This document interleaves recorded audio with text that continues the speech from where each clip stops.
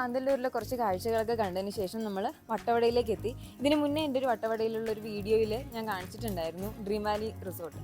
നമ്മൾ ഇന്നലെ stay ചെയ്തിട്ടുണ്ടായിരുന്ന dream Valley റിസോർട്ടിലാണ്. അന്ന് ഞാൻ വന്നിട്ടുണ്ടായിരുന്നത് ഒരു നവംബർ സമയത്തായിരുന്നു. അന്നുള്ളതും ഇപ്പോൾ ഈ മൺസൂൺ കാലത്തുള്ളതും വളരെ ഡിഫറെൻ്റ് ആയിട്ടുള്ള ഒരു എക്സ്പീരിയൻസ് ആണ്. ഞങ്ങൾ രാവിലെ കൊട്ടകമ്പൂർ വില്ലേജിലൊക്കെ ഒന്ന് പോയി. ഇതിന് മുന്നേ വന്ന സമയത്ത് എനിക്ക് കൊട്ടകമ്പൂർ വില്ലേജ് ഒന്ന് വിസിറ്റ് ചെയ്യാനായിട്ട് സാധിച്ചിട്ടുണ്ടായിരുന്നില്ല. പക്ഷേ ഇത്തവണ കൊട്ടകമ്പൂർ വില്ലേജിലൊന്ന് പോകാനായിട്ട് സാധിച്ചു. ഇവിടെ വന്നപ്പോൾ മുതൽ വളരെ നല്ലൊരു എക്സ്പീരിയൻസ് ആണ്. ഇവിടുത്തെ ഒരു നേച്ചറിൻ്റെ രീതിയിലാണെങ്കിലും മനുഷ്യരുടെ കാര്യത്തിലാണെങ്കിലും എല്ലാ രീതിയിലും വളരെ നല്ലൊരു എക്സ്പീരിയൻസ് ആയിരുന്നു. നമ്മൾ ലൈഫിൽ വൺ ടൈമെങ്കിലും ഒന്ന് എക്സ്പീരിയൻസ് ചെയ്തിരിക്കേണ്ട ഒരു ഏരിയ ആണെന്ന് തോന്നി. പിന്നെ ഞങ്ങൾ കൃഷിയിടങ്ങളിലൊക്കെ പോയിട്ടുണ്ടായിരുന്നു. സ്ട്രോബെറി ഫാമിൽ പോയി. അവിടെ നിന്ന് ഡയറക്റ്റ് ഞങ്ങൾ തന്നെ സ്ട്രോബെറി പറിച്ചെടുത്തു. അങ്ങനെ വളരെ നല്ലൊരു എക്സ്പീരിയൻസ് ആയിരുന്നു. അപ്പോൾ നമുക്ക് ഇവിടുത്തെ കുറച്ച് കാഴ്ചകളൊക്കെ ഒന്ന് കണ്ടിട്ട് അത് രാവിലെ എഴുന്നേറ്റ് ഇവിടെ ഫുള്ളൊന്ന് കറങ്ങണം എന്നായിരുന്നു നമ്മുടെ പ്ലാൻ ഉണ്ടായിരുന്നത്. പക്ഷെ നമ്മൾ കുറച്ചങ്ങ് ലേറ്റായിപ്പോയി. പക്ഷെ കുഴപ്പമില്ല, നമുക്ക് പോയി നോക്കാം. ഇതാ ഈ കാണുന്നത് ഇവിടുത്തെ റേഷൻ കടയാണ് കേട്ടോ. തൊട്ടടുത്ത് തന്നെ ഒരു അമ്പലമുണ്ട്. അമ്പലം അടച്ചിട്ടിരിക്കാൻ തോന്നുന്നു. നമുക്കിനി നേരെ അങ്ങ് നടന്ന് നോക്കാം. എന്നാൽ ഇവിടെ നിന്ന് തന്നെ കൃഷിയിടങ്ങൾ കണ്ടു തുടങ്ങി കേട്ടോ. നമ്മൾ ഈ സ്റ്റെപ്പുകൾ പണിത് വെച്ചിരിക്കുന്ന പോലെ നല്ല രസമില്ലേ കാണാനായിട്ട്.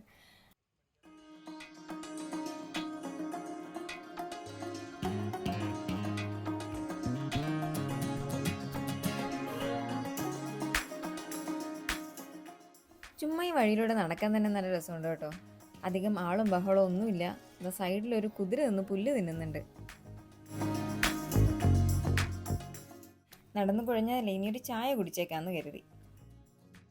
അങ്ങനെ ചായയും കുടിച്ച് ചുമ്മാ വാചകം അടിച്ചുകൊണ്ട് നിൽക്കുമ്പോഴാണ് ഈ സാധനം ഇവിടെ കാണുന്നത്. ഈ ട്രിപ്പിലാണ് കേട്ടോ ഞാൻ ആദ്യമായിട്ട് ഈ സാധനം കാണുന്നത്. വേറൊന്നുമല്ല, ഇത് മരത്തക്കാളി എന്നാണ് ഇതിന് പറയുക.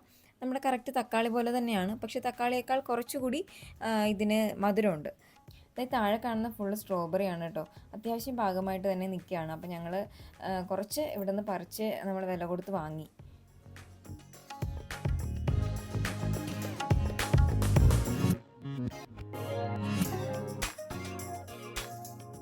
അവിടെ നിന്ന് ഇറങ്ങി കുറച്ച് നടന്നു കഴിഞ്ഞപ്പോൾ ഇതാ തൊട്ടടുത്ത് തന്നെ ഇവിടെ അവക്കാഡോ മരങ്ങൾ നിൽക്കുന്നത് കണ്ടു. ഞാൻ ആദ്യമായിട്ടാണ് കേട്ടോ അവക്കാഡോ ഇങ്ങനെ മരത്തിൽ കായ്ച്ച് കിടക്കുന്നത് കാണുന്നത്. അപ്പോൾ ഒരു കൗതുകം തോന്നി. അങ്ങനെ ഞങ്ങൾ അവിടെ നിന്നു. പിന്നെ ഇവിടെ നേരെ ഇങ്ങോട്ട് നടന്നപ്പോഴേക്കും ഫുൾ കൃഷിയാണ് കേട്ടോ.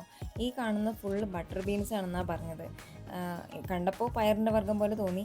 ബട്ടർ ബീൻസ് ആണ്. പിന്നെ ഇങ്ങോട്ടും നോക്കുമ്പോൾ എല്ലാം ഓരോ ടൈപ്പ് ഓഫ് കൃഷിയാണ്.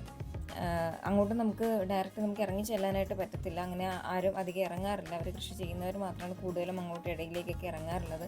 പിന്നെ നമ്മൾ ഔട്ട് സൈഡിൽ നിന്ന് വന്നിട്ട് അതൊന്നും ഇറങ്ങി നശിപ്പിക്കുന്നത് ശരിയല്ലല്ലോ. അങ്ങനെ ഞങ്ങൾ അങ്ങോട്ട് ഇറങ്ങിയില്ല. ഞങ്ങൾ ഇവിടെ പുറത്ത് നിന്ന് കണ്ടതേ ഉണ്ടായിരുന്നുള്ളൂ. ചുമ്മാ ഇവിടെ ഇങ്ങനെ നിൽക്കാൻ തന്നെ എന്താ രസം.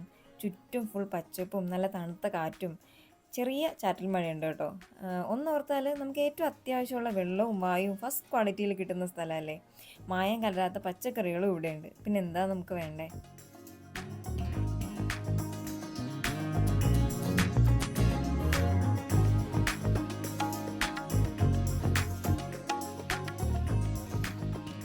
അങ്ങനെ കുറച്ച് ടൈം ഇവിടെ സ്പെൻഡ് ചെയ്തതിന് ശേഷം നമ്മൾ തിരിച്ച് നടക്കുകയാണ് കേട്ടോ. കുറേ ദൂരം നടന്നാൽ ഇനി ഒരുപാട് ദൂരം തിരിച്ച് നടക്കാനുണ്ട്.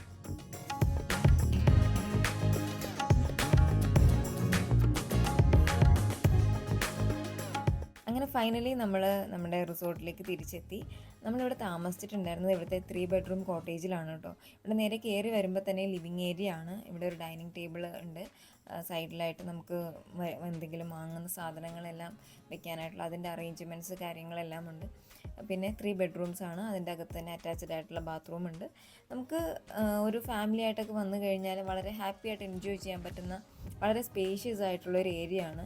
ബാൽക്കണി തന്നെയാണെങ്കിലും ഇവിടുത്തെ റെസ്റ്റോറൻറ്റിൻ്റെ മുകളിൽ കംപ്ലീറ്റ് ഈ 3 ബെഡ്റൂമിൻ്റെ ബാൽക്കണി കൊടുത്തിരിക്കുകയാണ്. അതുതന്നെ നല്ല സ്പേസ് ഉണ്ട് ഈ ബാൽക്കണി തന്നെ.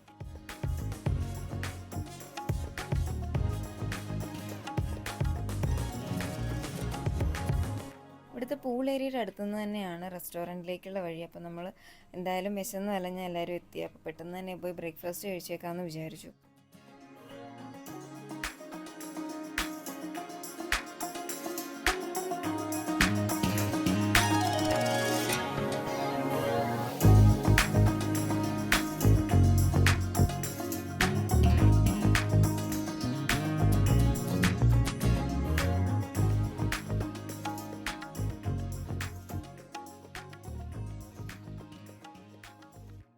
ഇവിടെ നമ്മൾ റെസ്റ്റോറൻറ്റിൽ ഇരിക്കുമ്പോഴാണെങ്കിൽ ഫുൾ മൗണ്ടെയിൻ വ്യൂ ആണ് കേട്ടോ. നല്ലൊരു ആംബിയൻസിലിരുന്ന് ഫുഡ് കഴിക്കാം. അപ്പോൾ നമ്മൾ കഴിച്ചതിന് ശേഷം ഞാൻ ജസ്റ്റ് താഴത്തേക്കൊക്കെ ഒന്ന് ഇറങ്ങി. ഇവിടെ ഫുൾ കുറച്ച് പച്ചക്കറികളൊക്കെ നട്ടിട്ടുണ്ട്. കാണുന്നത് പേരമരങ്ങളാണ് കേട്ടോ. ചെറുതാണെങ്കിൽ അതിൽ ഫുൾ കായ്ച്ചു കിടക്കായിരുന്നു കഴിഞ്ഞ തവണ നമ്മൾ വന്നപ്പോഴേക്കും. ഇത്തവണ കായ്ച്ചു തുടങ്ങിയിട്ടേ ഉള്ളൂ, പാകമായിട്ടില്ല.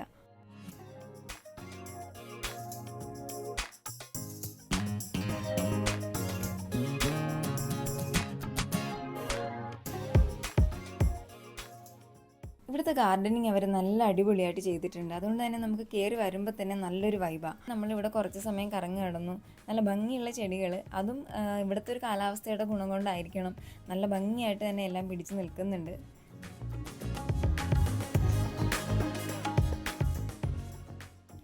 അപ്പോൾ ഇനി നമ്മളിപ്പോൾ ഇവിടെ നിന്ന് ഇറങ്ങാണ് കേട്ടോ. ഇനി അവിടുത്തെ ബാക്കി മൂന്നാർ വിശേഷങ്ങളുമായിട്ട് നമുക്ക് അടുത്ത വീഡിയോയിൽ കാണാം. അപ്പോൾ നിങ്ങൾ ആദ്യമായിട്ടാണല്ലോ എൻ്റെ ചാനൽ കാണുന്നതെന്നുണ്ടെങ്കിൽ പ്ലീസ് ഒന്ന് സബ്സ്ക്രൈബ് ചെയ്തേക്കുക. കൂടെയുള്ള ബെല്ലൈക്കൺ കൂടെ ഒന്ന് എനേബിൾ ചെയ്യുകയാണെങ്കിൽ ഞാൻ തുടർന്ന് പോസ്റ്റ് ചെയ്യുന്ന വീഡിയോസ് നിങ്ങൾക്ക് നോട്ടിഫിക്കേഷനായിട്ട് കിട്ടുന്നതായിരിക്കും. അപ്പോൾ നമുക്കിനി അടുത്ത വീഡിയോയിൽ കാണാം. ബൈ.